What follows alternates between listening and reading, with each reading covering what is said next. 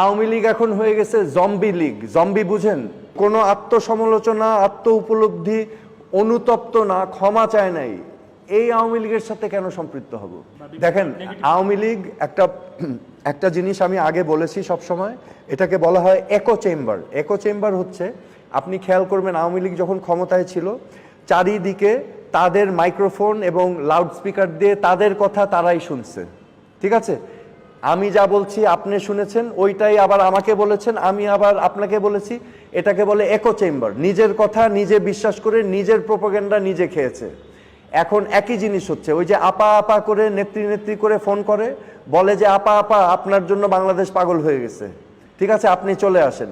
এখন উনি আবার ভাবতেছে আসলেই ওনার জন্য পাগল হয়ে গেছে। এখন উনি আবার হরতাল এবং সমাবেশ করার জন্য নির্দেশ দিচ্ছে, নিরীহ মানুষগুলোকে এখন মারাবে। এবং তাই তো হচ্ছে। দেখেন নাই এখন কি হলো 32 নম্বরে? কি হবে এখন?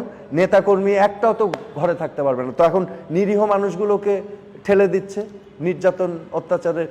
তো হবেই তো। মাফ চায় নাই, ক্ষমা চায় নাই, আত্ম উপলব্ধি নাই, অনুশোচনা নাই, উল্টা এখন আন্দোলন। যেখানে আহতরা এখনো চিকিৎসার জন্য প্রোটেস্ট করছে, যেখানে অন্ধ 600 মানুষ এখনো পড়ে আছে, যেখানে 1500 মানুষ প্রাণ দিয়েছে, সেখানে আপনি আন্দোলন করতে বলতেছেন। যারা এই ঘটনা ঘটিয়েছে তারা আন্দোলন করবে। মানুষ এখন যে আরো কিছু করে না, এটাই তো আশ্চর্য। একটা স্ক্রিনশট প্রকাশ হয়েছে, এটা সত্য মিথ্যা আমরা এখনো নিশ্চিত হতে পারিনি। সেখানে আওয়ামী লীগের হাল ধরার জন্য তাজউদ্দিন পরিবারকে ডাকা উচিত বলে অনেকে স্ক্রিনশটে মেসেজ আমরা দেখেছি হোয়াটসঅ্যাপে।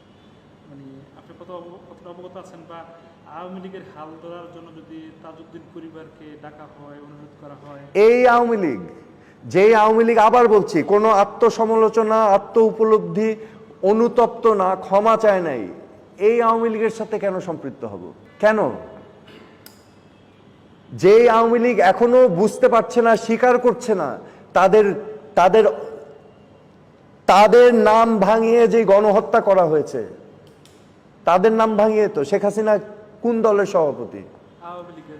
আওয়ামী লীগের সভাপতি। এই দলের নাম ভাঙিয়ে করেছে না সবকিছু। ক্ষমতায় আসছে কোন দলের নামে? আওয়ামী লীগের নামে। তাকে সভাপতি করেছে কারা?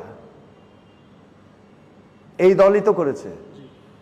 এবং এই মানুষটি গিয়ে রাষ্ট্রীয় ক্ষমতা ব্যবহার করে এই হত্যাযজ্ঞ চালালো। এখন আপনি তাকেই আবার নিয়ে আন্দোলনে নামতে চাচ্ছেন। এই দলে ভবিষ্যৎ কি হতে পারে আপনি বলেন?